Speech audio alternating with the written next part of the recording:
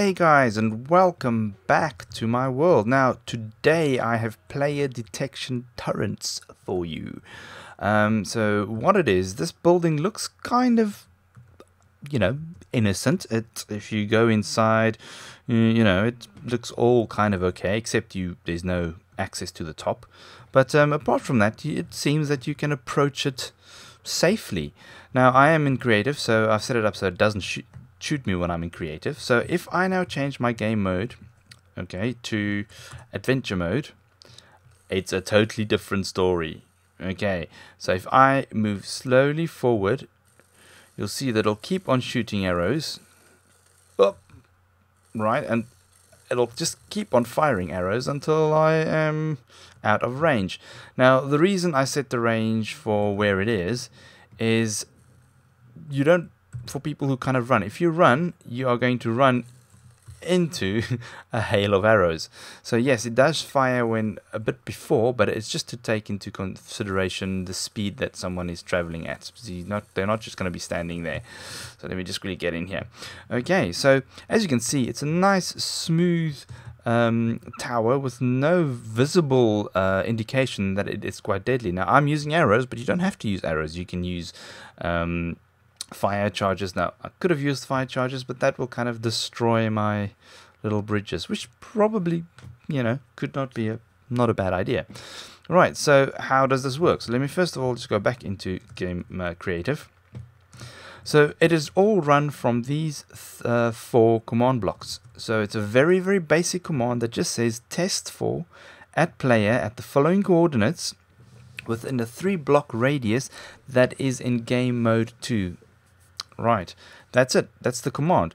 If it tests positive, it sends a signal out, which then activates these dispensers, and also turns off these pistons, which withdraw. It opens up and it just fires, and it'll keep on firing until you move out of that radius. Okay, so so you can see, here's the clock at the bottom.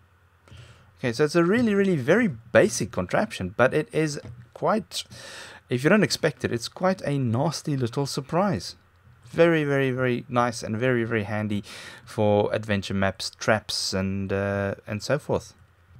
Okay, so let's quickly build one. Very, very basic and simple to build, actually. You'll be surprised.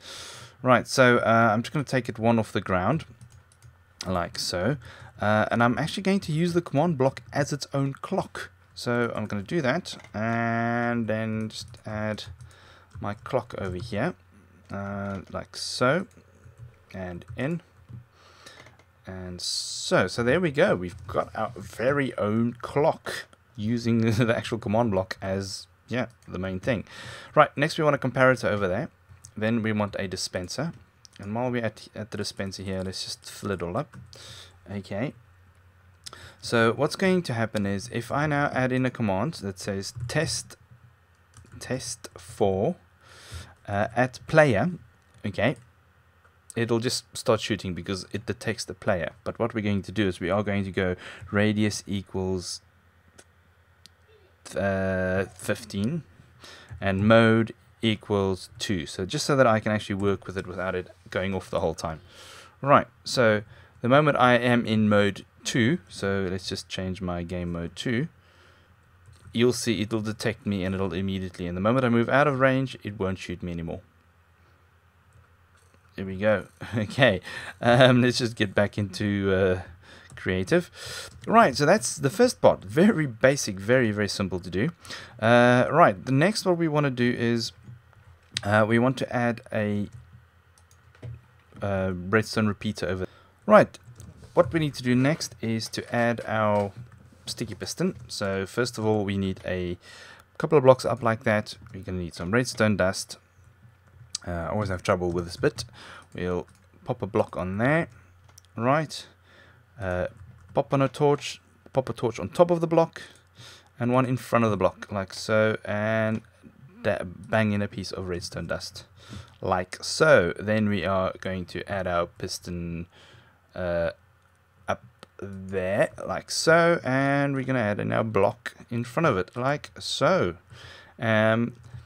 And there you go. That is the little contraption. So if we now change my go mode back to 2, okay, and I come closer, it'll open up and it'll fire. And as I move away, it'll close it up again. Open up and fire, and close it up again.